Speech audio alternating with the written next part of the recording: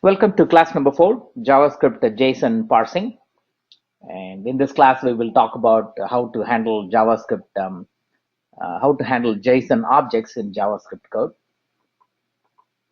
As always, we will review class number 3 materials. We'll do a quick recap on what we learned in the last class, primarily arrays and objects. And today we'll focus more on how to parse JSON objects, whether the JSON object is kept in a file, local file, or it is kept in on a web server. So we'll see two ways of reading the JSON file or an object. JSON is stands for JavaScript Object Notation. It is a data format. It is a text-based data format. So it's quite readable. And so we'll take a look at some examples of JSON as well.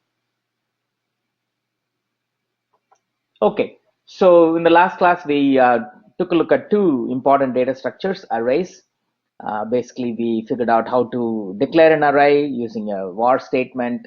You give a name, and then we also played around with initializing an array, how to find the length of an array, and how to access elements within an array, how to manipulate them, and so on. We also learned about objects, anything that has, again, a var, an object name, and you can initialize them with curly parentheses, and within the curly parentheses, you have a bunch of name value pairs, and the attributes, they are called the object attributes. The attributes can be a string, it can be an array, it can be a number, it can be anything that the object can contain. So we will see JSON is an object. So this is the first class that you will see an example of an object which is in the format of JSON. Okay.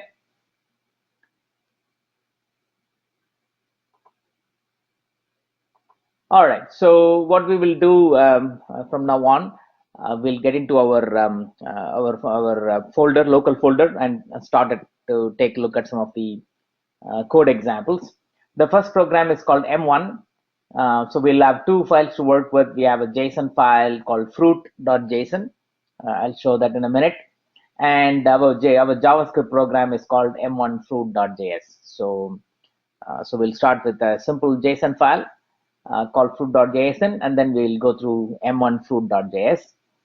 And since we're going to be reading the fruit.json from a local machine, we will use a node package called fs. Fs stands for file system. So we will take a look at that. And within the node, we also have, or in the node package fs, there is an API. API stands for Application Program Interface. It's nothing but a function. We'll call a function called read file. So this is the function that we will use to read data from the fruit.json file. Okay, and so that will allow us to read the contents. And once you've read the data, then Node offers a built-in API called Json.parse. So this is a very important function. So as soon as you finish reading the data from the file, then you call this function called Json.parse, and that will parse the contents of the fruit.json, and then we will see how we can access the parsed data.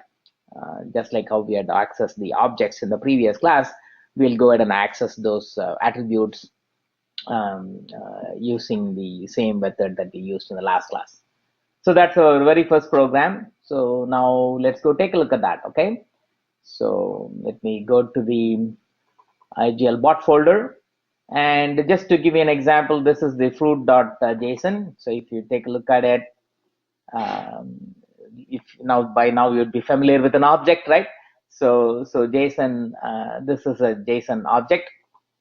So it has one of the attributes is name, and the value is banana, and the second attribute is color, its value is yellow. Third attribute is fruit ID, and I've given one as an example. So it's a very simple object, a JSON object. Okay, so this is what we will be using it in the very first program.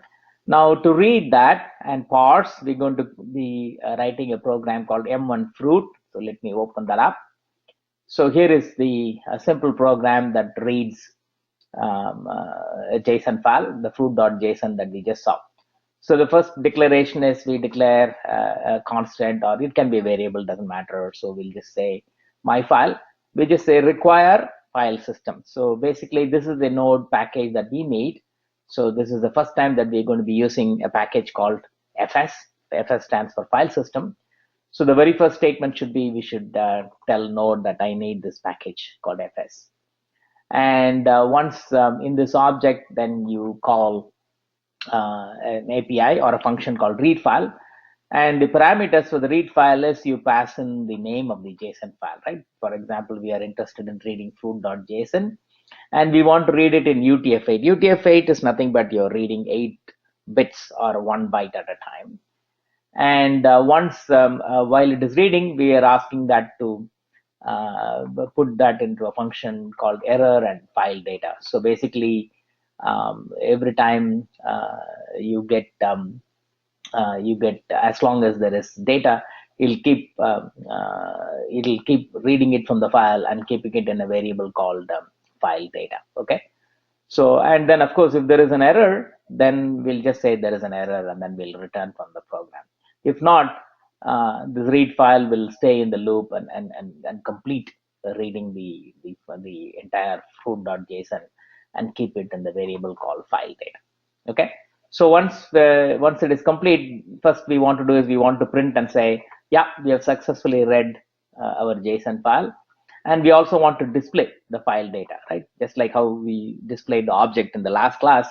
So we'll take the file data and then we'll display it using console.log. Then this is another important statement. So we're declaring another object called JSON file data. And this is the function called json.parse. And the input is whatever we've read from the file data.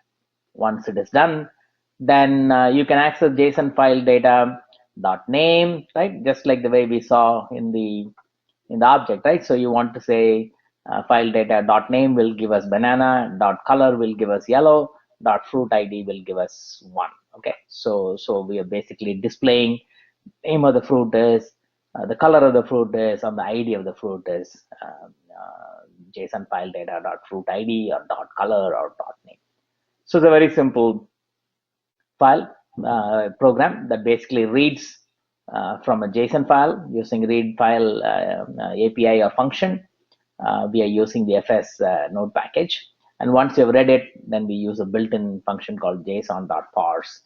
And then after that, it is very simple, as if you're accessing an object using the dot name, dot color, dot fruit ID method. All right, now it is time to go and run the program. So as always, we'll go ahead and type in command, right? We'll bring up our command prompt.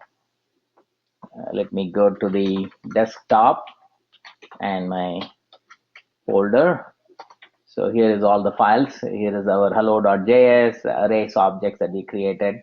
Here is our m1 fruit.js that we just briefly took a look at it. So the way to run that is node m1 fruit.js. There it is. So basically, if you remember the JSON, so this is our JSON object. So it basically displayed the name banana, color yellow, fruit ID is 1. And then after we parse, we just say name of the fruit is banana, name color of the fruit is yellow, and ID of the fruit is 1. So let's say we can go ahead and change this to 25. Okay, so we'll save. Let's just save this. So I just save the fruit ID as 25 and see what happens now. So we'll run it. There it is. So ID of the fruit is now 25. So this is a simple example of how to read a JSON file from a local computer and parse it and get each one of these values, the attribute values. So many of our projects will use this technique of reading from a JSON file or an object and parse it and then access each one of the attributes, whether it's a train reservation project or flight reservation, whatever project that you're going to be doing, we'll be using the JSON format quite heavily. So this is very important that you understand the M1 program. All right. Now let's go back to our presentation. So that's our M1. We have successfully completed that. Second one is called M2. M2 will, instead of reading it from the local file, we will keep it in the server, okay, and we will be using it on, we'll be using Amazon Web Services, and we will use an HTTP because that's the protocol that you use to access content from the cloud, right? So our program is called m2 fruit.js, and we'll use a node package called HTTPS. I mean, if you remember, for the first one, we used a node package called FS, file system, because our JSON was locally stored. In the case of M2, the file is not going to be locally stored. It will be kept in the HTTP. It's going to be kept in the web server on the Amazon cloud. So we will be we'll be using a package called HTTPS, and we'll use an API called get, right? So this is the API function within HTTPS called get, that will allow us to read the contents of the same JSON file, the fruit.json. And once we complete that, it will keep on accumulating the data into a particular variable called data. And once it is complete, then it is no different than the previous M1 program. We'll use a json.parse function to parse the contents. Okay, so that's what we will be looking at. So the only difference between M1 and M2 is M1 uses the file system and uses an API or a function called read file. In the case of M2, we'll be using a package called HTTPS, and we'll be using a function called get. So that's the main difference between these two functions. The parsing is exactly the same between M1 and M2. All right, now let's go take a look at M2. So, by the way, the fruit ID will take it back to 1. Okay, so sounds good. Now let's bring up M2 fruit. Okay, so as you can see, we're using this package called HTTPS. So we are telling Node that we require this package called HTTPS. And here is how you use the get API or get function. So https.get, the very first thing is you provide a URL in terms of where you have kept the fruit.json. So in our example, we have kept the fruit.json on Amazon. So this is the URL, right? So Amazon, aws.com, IGL JSON files. So this is where we have kept the fruit.json. So you can even click on it and then get access to it. For example, let's say if we copy this, go to our browser and open it, you can see the same fruit.json that we saw locally on the file is now kept in the Amazon cloud. So it's the same fruit.json file that we're going to be reading. Only difference is we're going to be using HTTPS to read it. Okay, so as long as we get the response, we declare a variable called server data. That means whatever we are getting it from the server. And as soon as we get some response from the HTTP get, and if it is the data, that means there is data coming in. And the value will be in the chunk. So basically we just keep on accumulating the server data equal to server data plus chunk. So we'll keep accumulating the data from the server. So we'll sit in this loop. And once we get the final response from the get function saying that, hey, it has ended. So the response.on is ended. That means we have completed reading all the data. Then first thing we want to see is, hey, let us display whatever we have read. So console.log server data. So this is what we have received so far from the server. And then after that, the program is very similar, right? So we declare another JSON server data, and we use a json.parse on the server data. Once it is complete, then we'll do the name of the fruit is JSON server data dot name, color is dot color, and the fruit ID is fruit ID. Okay. So the main difference between M1, if you take a look at M1, this code is exactly the same, right? So it uses the same parse command. We'll take the variable and go to the name, color, and fruit ID. And in the case of M1, we went and read it from a local file. We used a file system package. We used a function called read file, and this was the code that was reading it. Whereas in the case of M2, the parsing is exactly the same as M1. except that we'll be reading it from an HTTP server. And this is the piece of code that allows us to read it from the server and get the response. And the response contains some data. We'll keep accumulating the data. When the response says end, that means it has completed reading. That's when we'll process, parse it, and then display it. Okay, so that's the difference between an M1 and M2. Now it is time to go and run M2. All right, so let's go back to our command prompt. So we'll do a dir, so we can see our M2 fruit.js. So the way to run it is node M2 fruit.js. There, it read exactly, right? It displayed the JSON from whatever it received from the server, and the name of the fruit is banana, color of the fruit is yellow, ID is one. So basically, we have successfully read M2 fruit.js. Basically, we have successfully run M2 fruit.js, which basically read the JSON file from the server, parsed it, and displayed these attributes. In this case, our fruit is banana, the name is banana, color is yellow, and the fruit ID is one. All right. So that is M2. Now, we have two more programs that we will be looking at. The third program is called M2 fruits. So basically, so far the JSON file that we looked at, right? It's a very simple JSON file, right? It is not an array or anything. It's a very simple object, only 3 attributes and no arrays. Now the next one we're going to be taking a look at contains an array. So we'll have a program called M2 fruits.js, and the JSON file itself will be called fruits.json. Okay, so here is the JSON file that contains an array, right? So if you remember the square brackets is nothing but an array, right? So here is an example of a JSON with an array. Our name of the JSON object is fruits. It has 1, 2, 3, 4, 5. It's an array, right? It's an array of 5 elements, and each element contains 3 attributes, right? Name, color, and fruit ID. So it's an array of attributes. So if you want to look at the first element, you need to say 0, 1, 2, 3, 4, and so on. So we have defined the 5 fruits, cherry, apple, lemon, banana, and watermelon. We have captured their color, and the fruit ID goes from 1 through 5. So it's a very simple fruits JSON file. And so this is what we'll be reading it in our M2 fruits.js. Okay, so go back to so this will be very similar to our previous program, except the JSON file contains an array of data. All right, so that's what we just see. So we learn how to access the elements inside the array and display the data.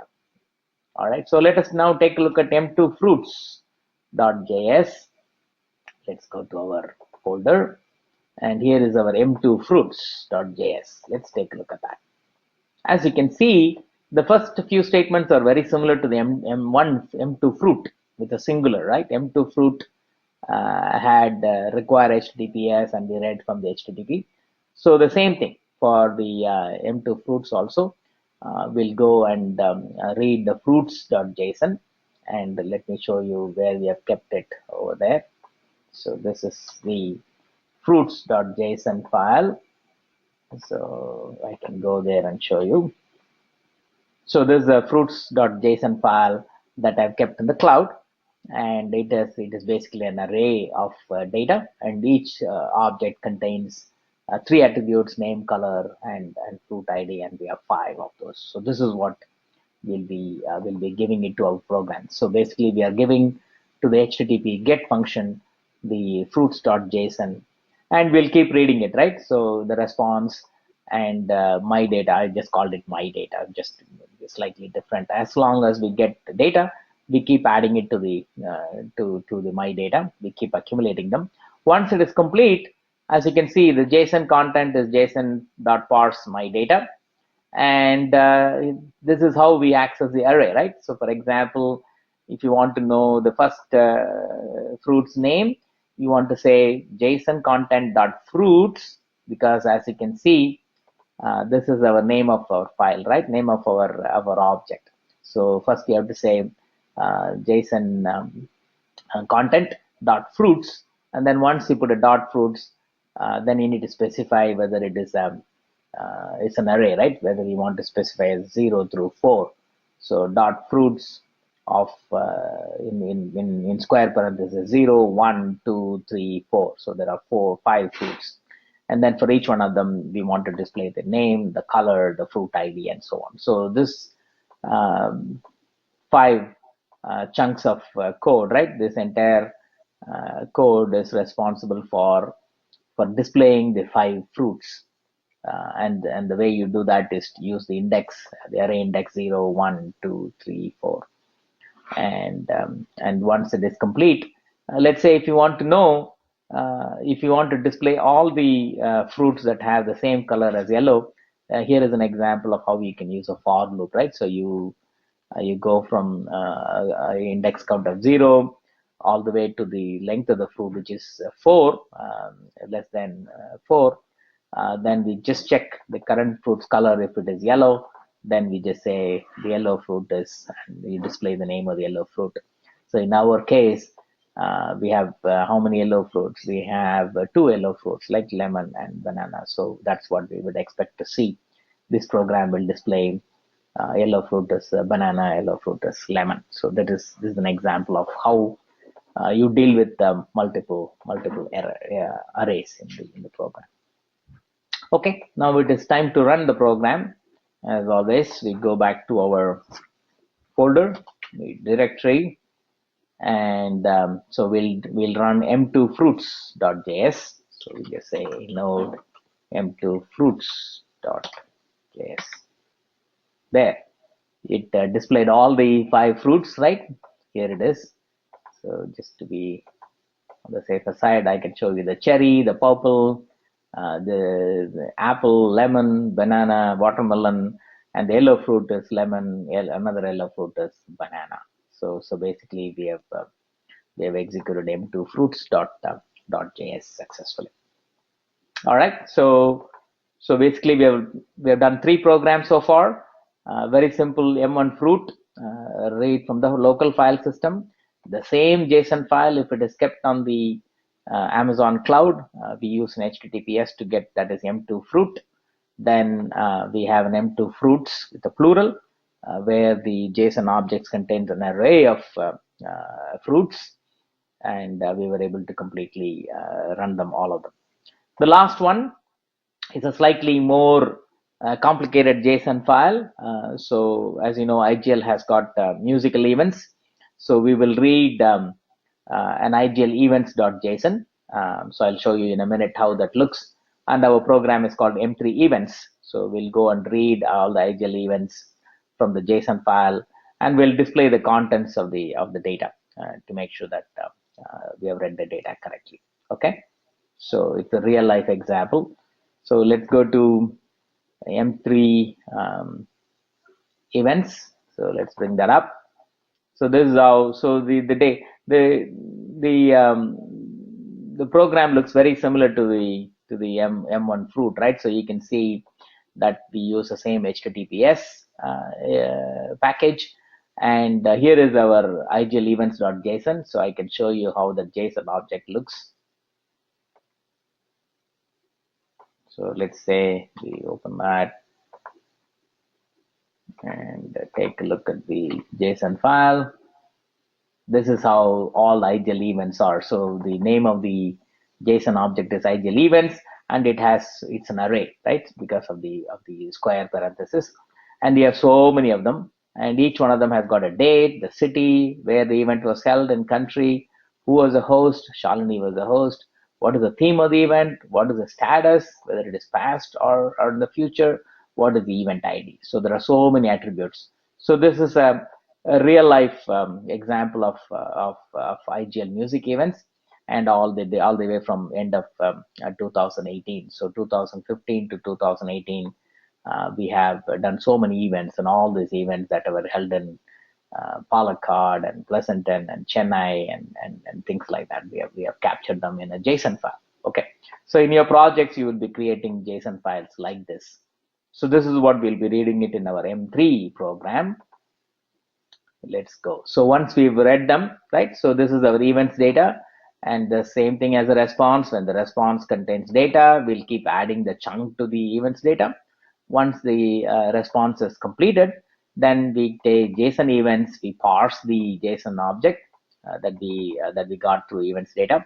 Then what we'll do is we'll go through for the entire length of that array, right? So we just say JSON events.igl events.length, right? As you can tell, the igl events is the igl events is the name of the JSON object, right? That's what we saw in the top. So this is the name of the the JSON object. So when you say igl events.length, that will give you the size of this array, right? If there are 32 events or 33 events, then it will give you the size of that array. So that's what we will see. So we'll iterate that through for loop. So for 33 or 32 times, then what we do is we take the current indexes, we just display the date and the city of that particular event. That's all it does. So basically, this gives you an example of reading an igl events JSON, and then we'll display all the date and the city of this entire set of events. So that's all it does. It does it in a for loop, right? We just want to do it for as many elements in the array. We just iterate it through and get the date and the city. So that is the M3 events.js. Okay, now it is time to run that. So we'll do a dir, make sure that we have the m3 events.js. So the way to run that is node m3 events.js. There, okay, it displayed basically all the events, right? So you can go all the way to the top and say, for example, the very first event date was 10th May in 2015. The event city was in Livermore, then it held in Palakkad, Chennai, Livermore, Chennai, and so on. So as you can see, we displayed all the way from 2015 to end of 2018, and the last event was held in Livermore. The previous one was held in Palakkad. So, and of course, there was something that was held in Bangalore. So basically, it read this JSON object and parsed it, and then displayed the date and the city of all the events that were held so far until 2018. So that is the last program that we ran. So basically, in this class, we wrote 4 programs. Okay, M1 fruit.js, M2 fruit.js, M2 fruits with the plural.js, and M3 events.js. So I would strongly urge you to make sure that you go through all the 4 programs and make sure that you understand how to read from a file, how to read the same file, JSON file from the web server, and how to parse it, and how to access the elements within the JSON object. So those are the key things that we want you to understand in this class. All right, from this class. So that concludes class number 4. So we have, as usual, quiz questions. There are 2 questions for this class. It's a very generic one. Construct a simple JSON object. So pick any real life data. It can be your books, it can be your classes, it can be your courses, no matter what. Just construct a simple JSON object and write a simple JavaScript code and parse and parse the constructed JSON object. So construct your own JSON object like the one that we showed here, right? So for example, we showed a fruits object, which is an array. So construct a JSON object like that, right? So maybe you can create all the movie theaters in your city, right? So they can all be name, the address, and the movie that they're running, whatever it is, right? So you can come up with your own data. Once you come up with your own data, then write a simple JavaScript code to parse the above constructed JSON object, and then start displaying them, right? Show me the name, show only the movie names, or show only the theater names, and so on. So that is the purpose of this two questions in the quiz. Okay, so with that we conclude class number 4, and thank you for your time.